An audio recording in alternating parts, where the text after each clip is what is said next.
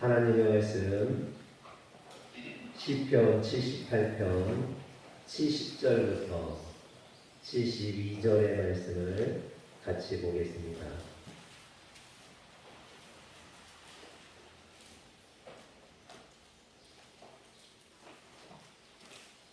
하나님의 말씀 78편 70절부터 72절의 말씀입니다. 같이 교독하겠습니다. 또 그의 종 다윗을 택하시되 양의 위에서 취하시며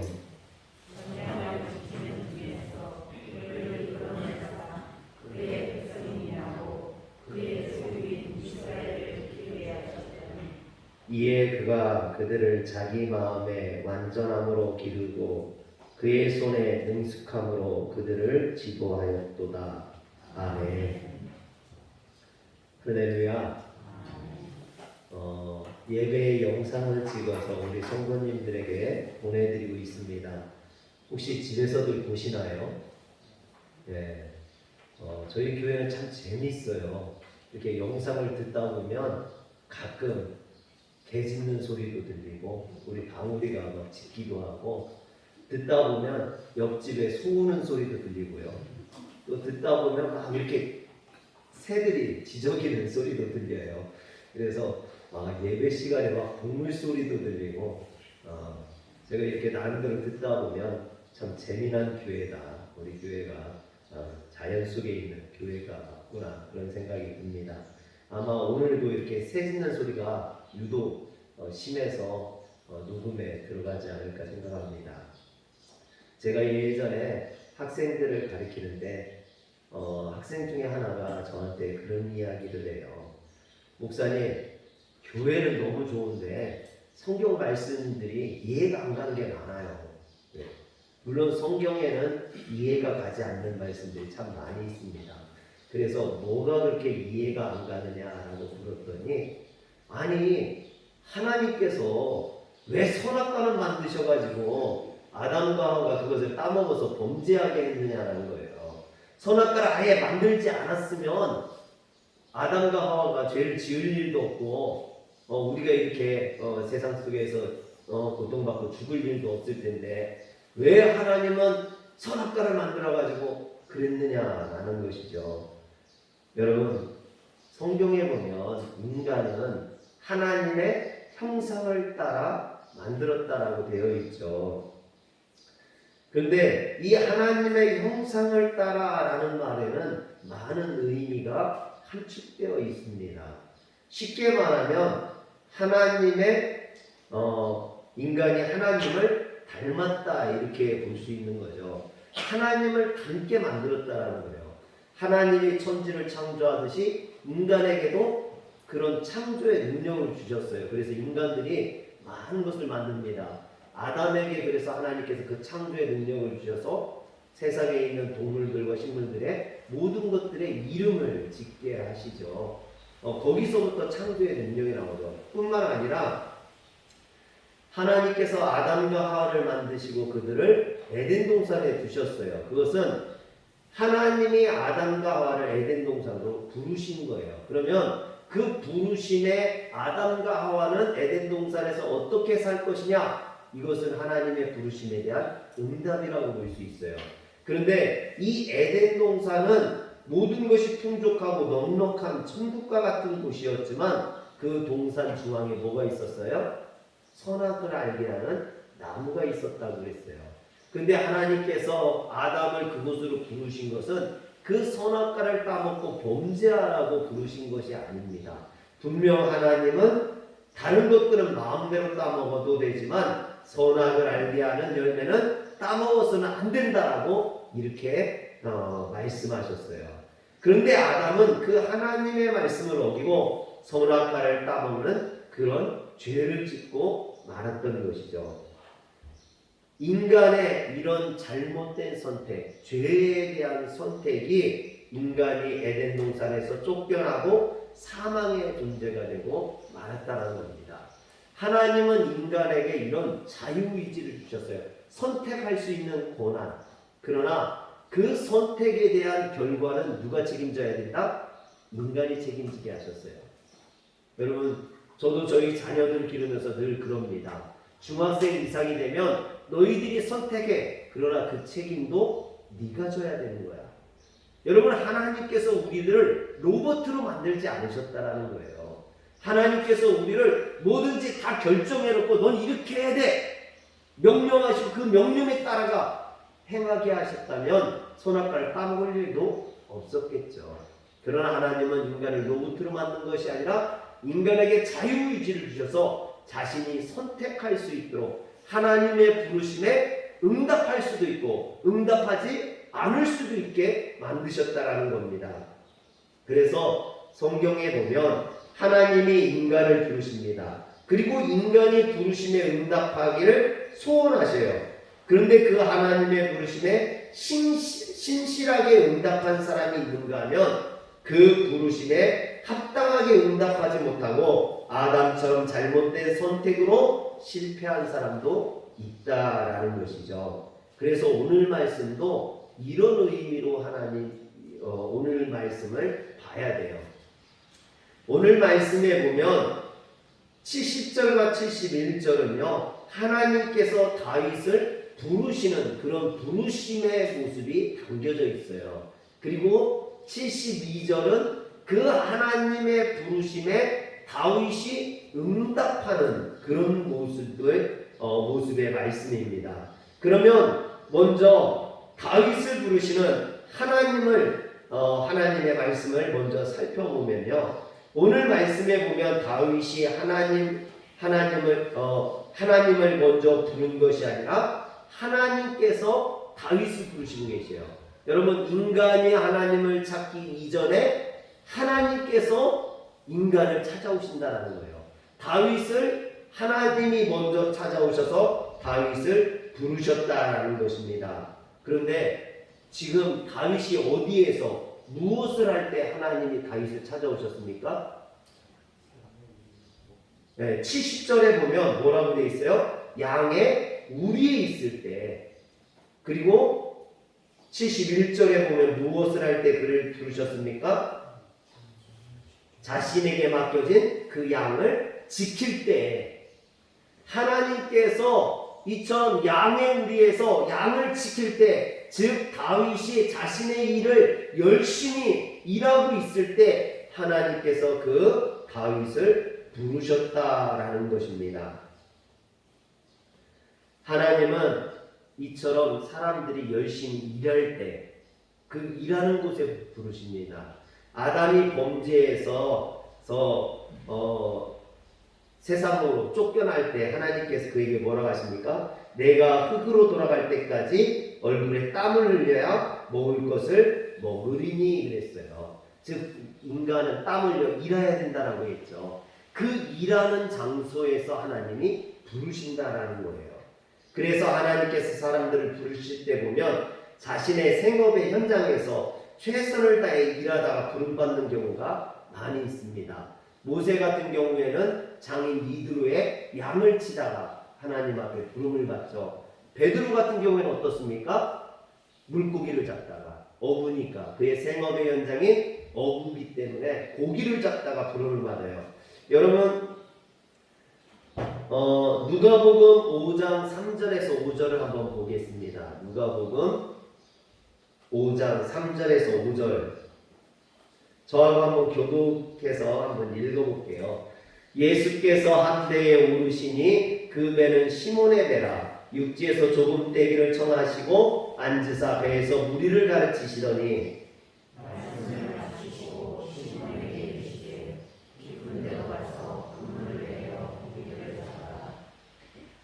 5절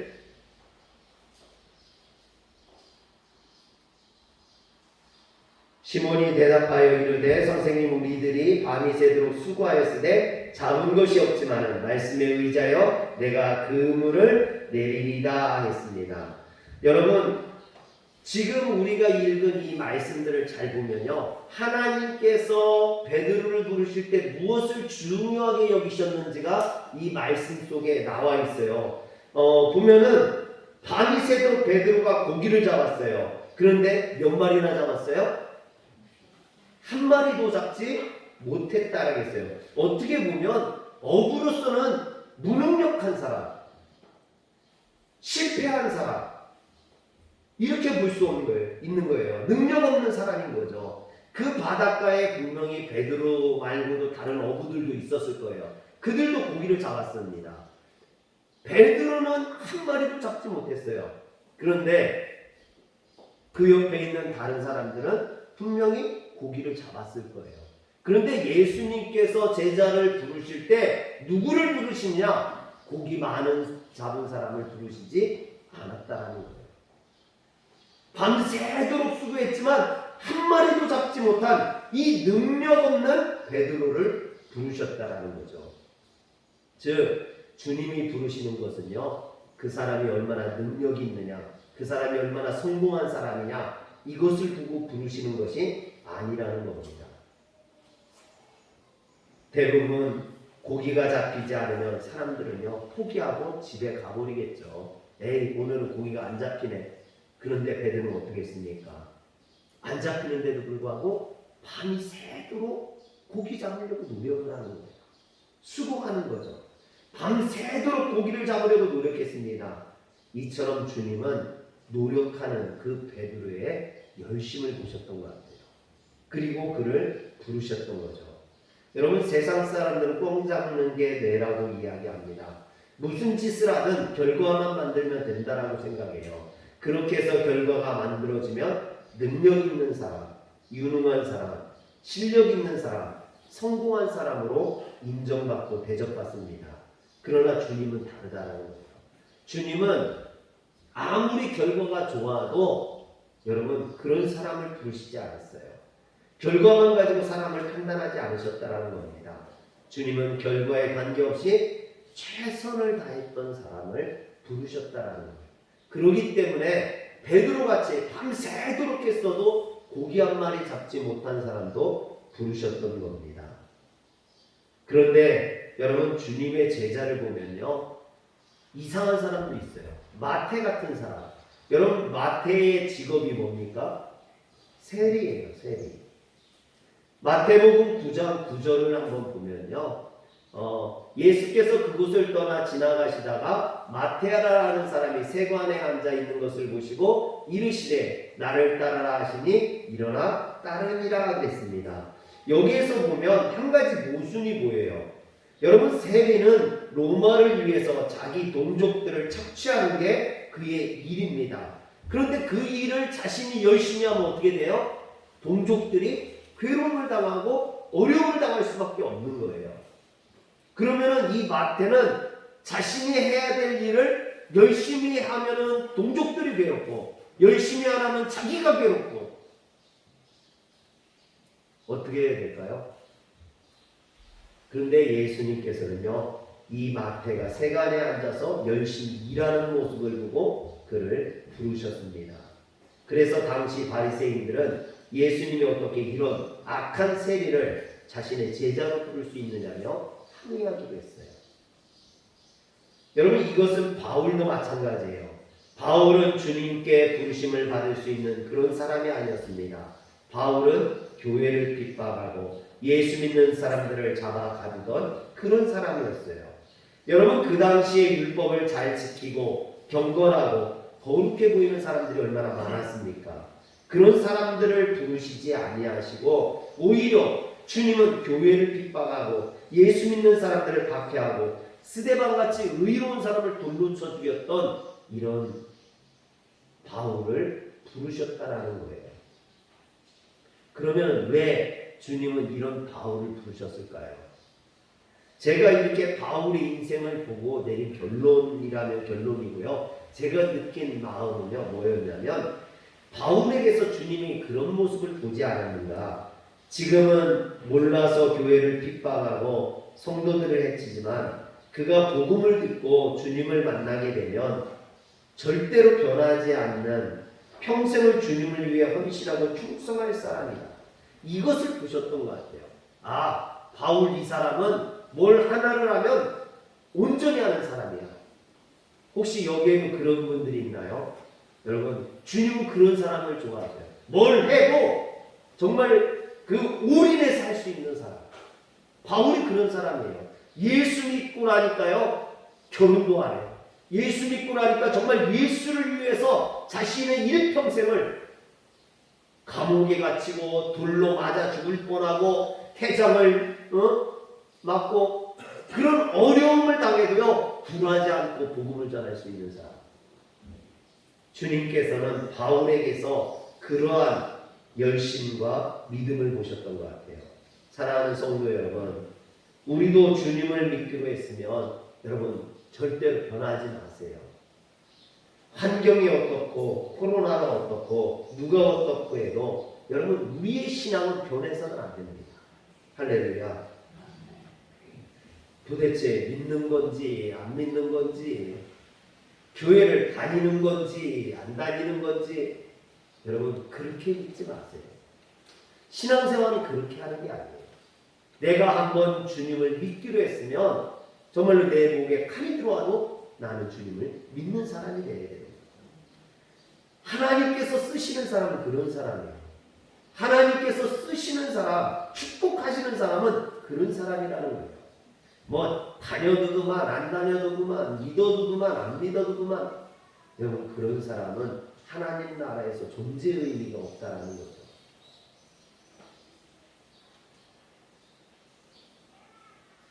워렌 워스비가 쓴 시편 산책이라는 그 책에 보면요, 오늘 이 다윗을 부른 양의 우리, 이 양의 우리에 대해서 설명을 하는데 뭐라고 설명을 하냐면 비천하고 낮은 곳이다라고 이야기를 합니다. 즉 다윗이 하나님께 부름받은 장소는 비천하고 낮은 자리라는 것입니다. 그런데 그 비천하고 낮은 자리에서 최선을 다하고 열심을 다하니까 하나님께서 그를 높여주셨다. 그를 사용하셨다라는 거예요. 내가 지금 있는 자리가 어떤 자리냐? 내가 높은 자리에 있고 영광받는 자리에 있어야 쓰임받는 것이 아니라는 거예요. 내가 있는 자리가 어떻든 그 자리에서 충성하는 사람, 열심을 내는 사람, 그런 사람을 하나님이 쓰신다라는 거죠. 사랑하는 성도 여러분, 우리가 뭐 그리 대단하다고, 우리가 뭐 그리 놀라운 사람이라고 하나님께서 우리에게 관심을 가지고 우리를 부르시겠습니까? 그게 아니라는 겁니다. 하나님은 우리에게 은혜로 부르셨습니다. 우리를 부르셨어요. 그렇다면 우리는 그 부르심에 열심을 낼 수 있어야 될 줄 믿으시길 바랍니다. 여러분 목회자들도 마찬가지죠. 도시에 있는 교회, 큰 교회 목사님들, 그런 목사님들이 더 귀하고 더 능력이 있어 보이고 더 신실해 보이고, 여러분 시골 교회, 작은 교회 목회자들은 경건하지도 않고 귀하지도 않은 것처럼 보입니다. 여러분 그렇지가 않죠. 물론 큰 교회 목사님들이 배도 많이 나오고 목소리도 더 힘주어 말하고 더 무게 있어 보이기도 합니다. 좀 큰 교회 목사님이 되려면 배가 좀 나와야 되는 것 같아요. 이렇게 등치가 좀 있고, 아마 제가 큰 교회 가지 못하는 것은 그래서 그런 게 아닌가. 제가 이게 배가 안 나와가지고 여러분 제가 능력이 없어서 그런 건 아니고요. 그런데 저는 여기가 더 좋습니다. 우리 성도님들이 더 좋고 우리 성도님들의 사랑받는 것이 더 좋습니다.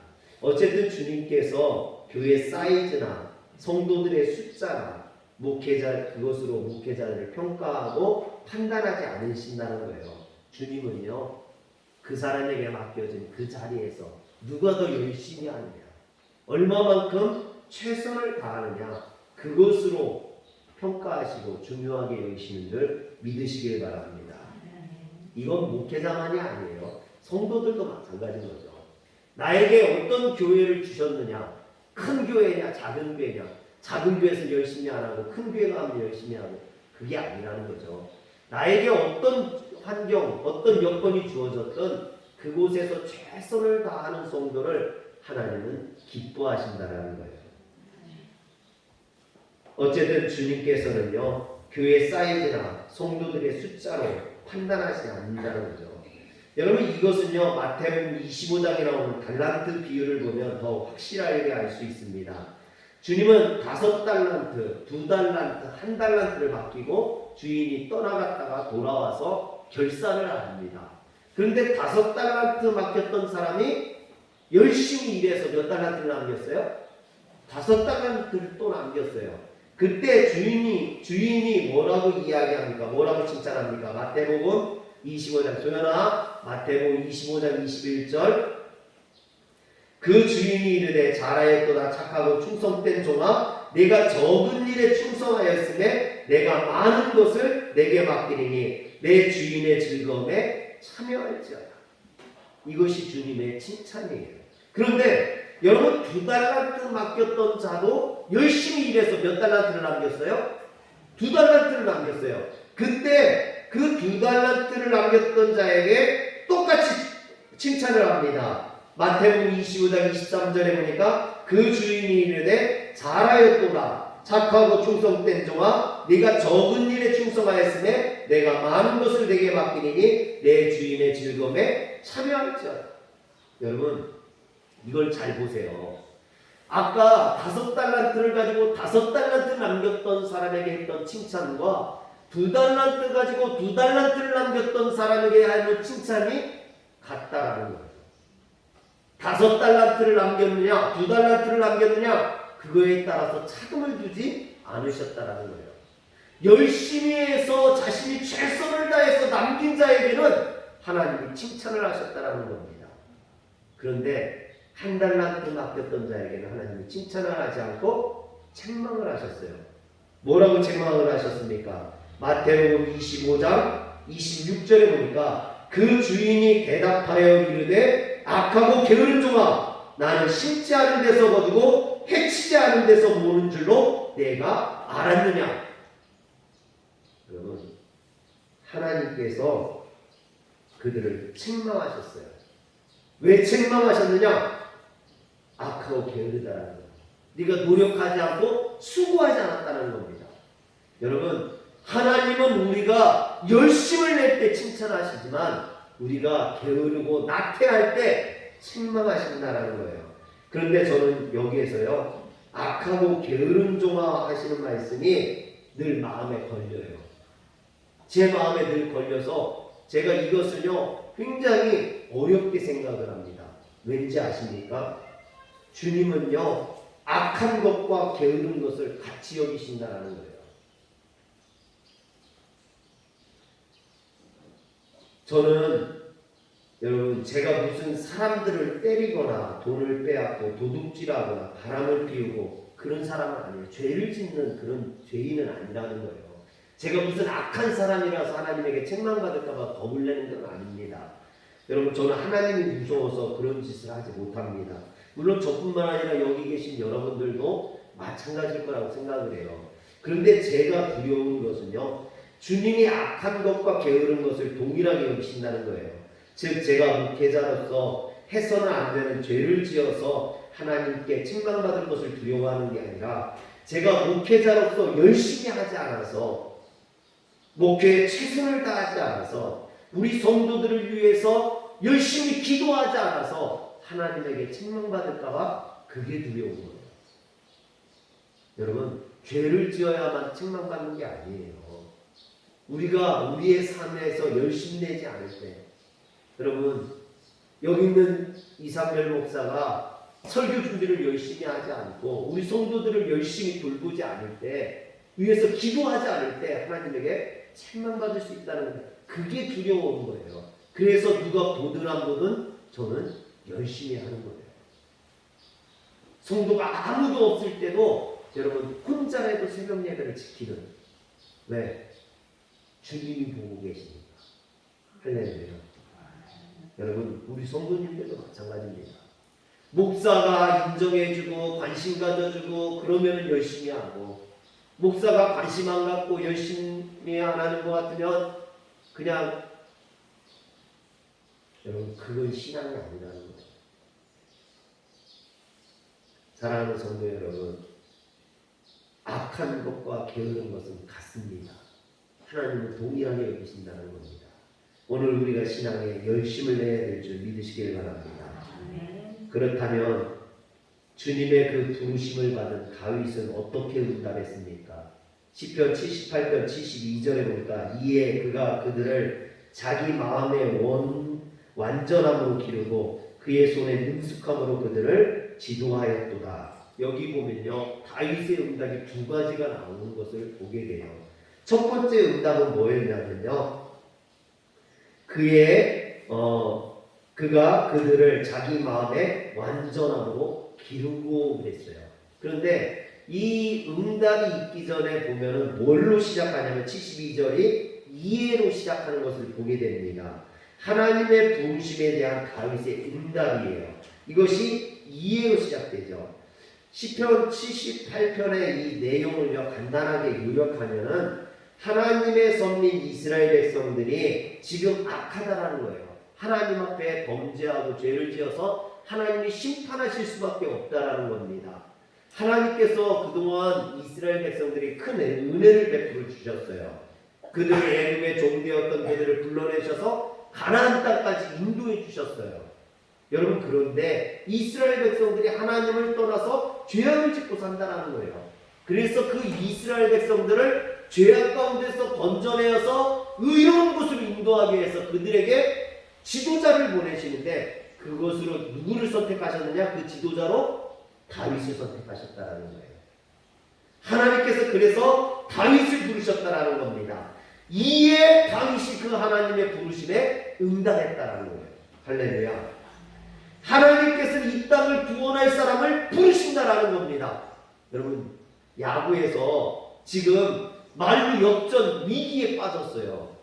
그랬을 때 구원 투수를 등판시키잖아요. 하나님께서 죄악 가운데 이스라엘 백성들을 구원하기 위해서 구원 투수로 다윗을 부르신 거예요. 그러면 그 구원 투수는 어떻게 해야 됩니까? 마운드에 올라가서 공을 열심히 던져서 삼진을 시키고 그 위기를 벗어나야겠죠. 오늘 하나님께서는 다윗을 그렇게 구원투수로 부르셨듯이 오늘 우리를 구원투수로 부르신다는 거예요.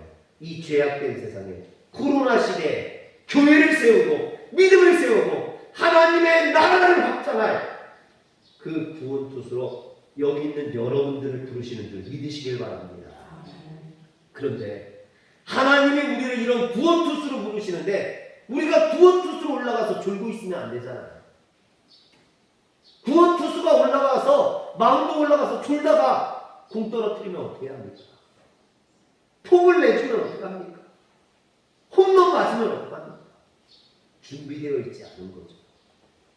다윗은요, 구원투수로 올라가서 그가 어떻게 했습니까? 그가 그들을 자기 마음의 완전함으로 기르고 그랬어요. 여기서 마음의 완전함으로 번역된 히브리어가요, 케톰이라는 말인데 완전함, 정직함, 흠없음이라는 뜻을 가지고 있어요. 즉 다윗은 한결같은 마음과 정직하고 성실한 마음으로 자신의 구원투수에 임했다라는 거예요. 자신을 부르신 그 하나님 앞에 응답했다라는 겁니다. 야고보서 4장 8절에 보면요, 하나님을 가까이 하라. 그리하면 너희를 가까이 하리라. 죄인들아 손을 깨끗이 하라. 두 마음을 품은 자들아 마음을 성결하게 하라. 여러분, 하나님 앞에 부름받은 자가 두 마음을 품으면 쓰임받을 수 없다라는 거예요.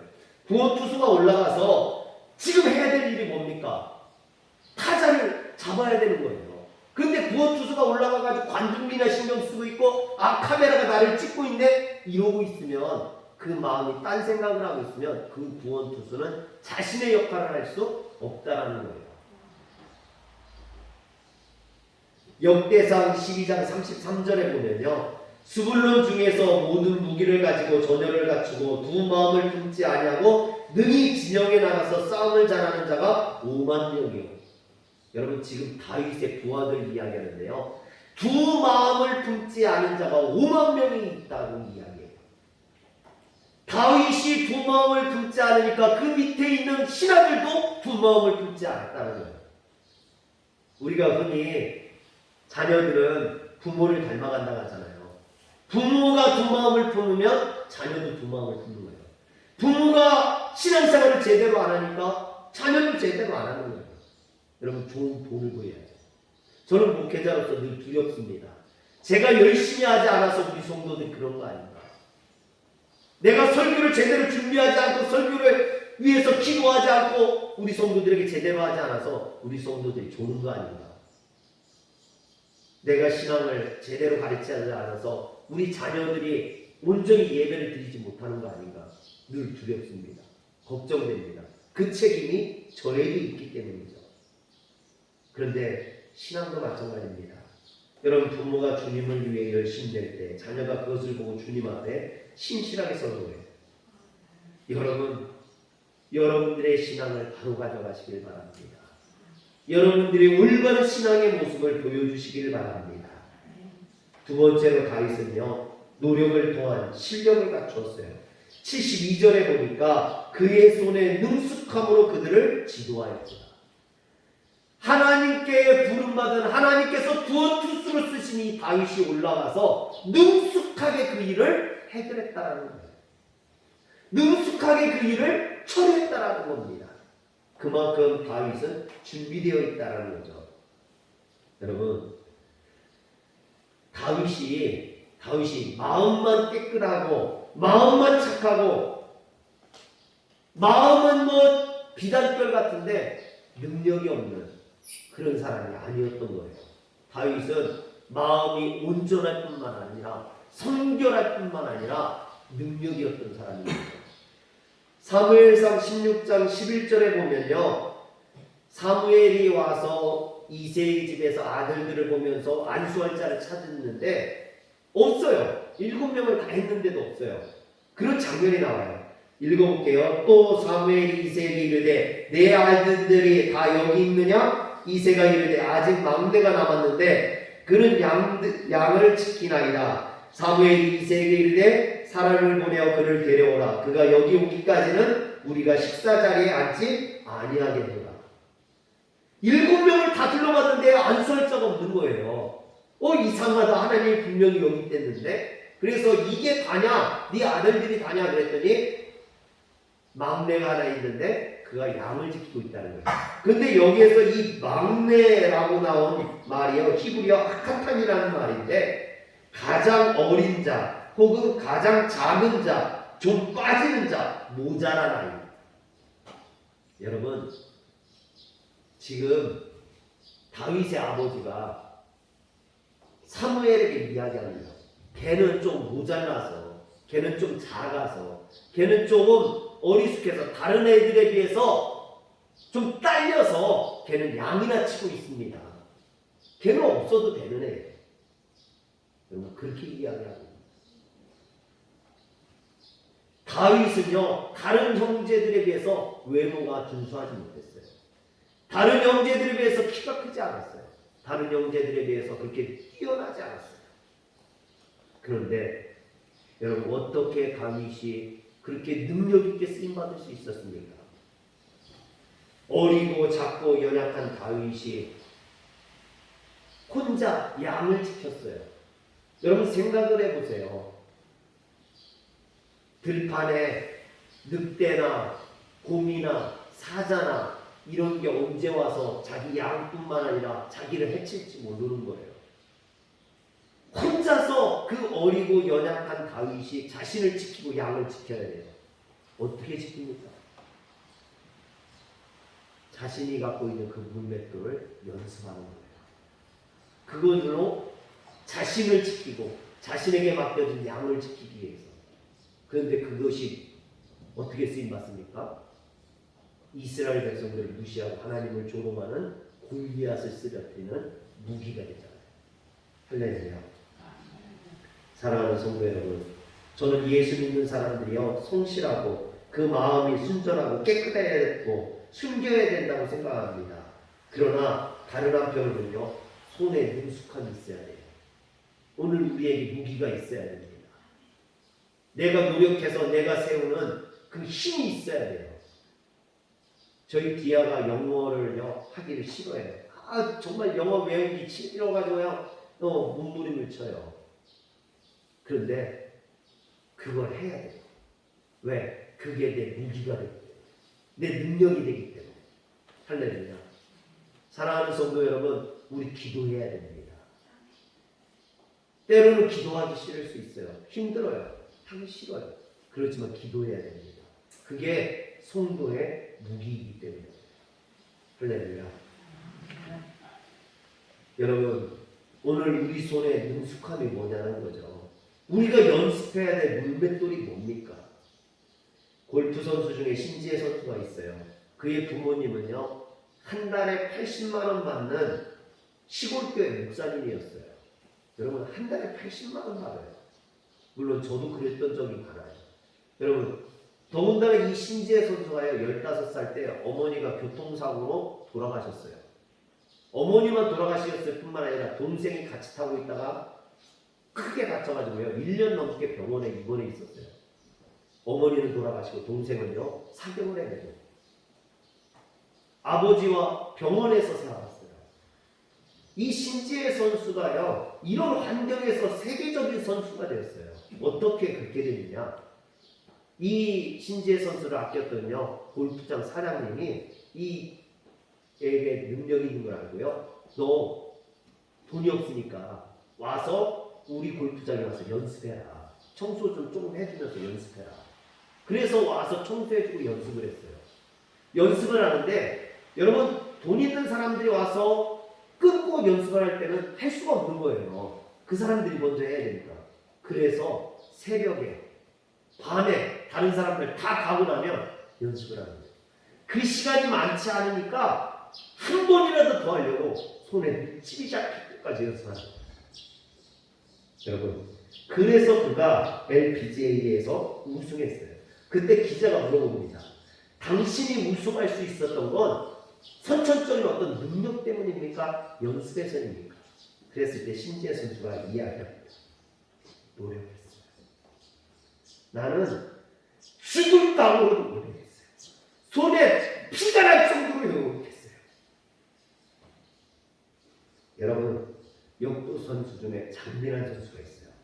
기독교 신앙인으로서 신앙 좋기로 너무나 소문난 선수예요. 그 국가대표 선수촌에 들어가서도 거기에서 성경 공부를 하고 찬양을 부르고 그랬어요. 그런데 그가 금메달 땄잖아요. 여러분, 그가 신앙이 좋아서 금메달 땄다라고 많은 사람들이 이야기해요.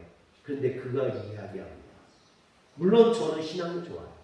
그렇지만 내가 노력하지 않고 연습하지 않은 게 아니에요.